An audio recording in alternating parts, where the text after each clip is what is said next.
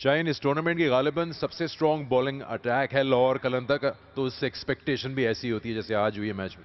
सबसे पहले तो बिस्मिल्लाहिर्रहमानिर्रहीम। आई थिंक काफ़ी अच्छा स्टार्ट रहा ओवरऑल। अगर हम शुरू से देखें, जैसे फ़खर ने स्टार्ट किया और उसके साथ ताहिर बेग ने, जो जैसे उसका पहला मैच था और पीटीपी का क्लास ऑफ 22 से आया, तो आई थिंक उसको भी क्रेडिट जाता है। ओवरऑल टीम काफ़ी अच्छी है।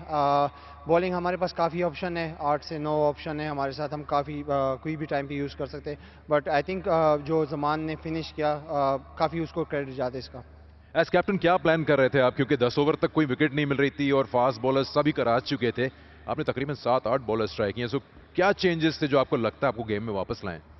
देखिए, टीम को उस टाइम यही हम मैसेज कर रहे थे कि एक विकेट मिलेगी तो हम गेम में इन है। और आई थिंक जैसे वो पहली विकेट मिली तो उससे हमारे लिए काफ़ी चीज़ें ईजी होगी।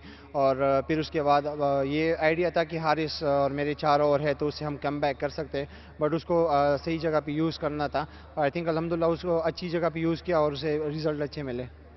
जीत तो गए आप 1 रन से, लेकिन 175 अगर आप पहले फिर बैटिंग करें, आप कहेंगे काफ़ी हैं या थोड़े और बन सकते हैं?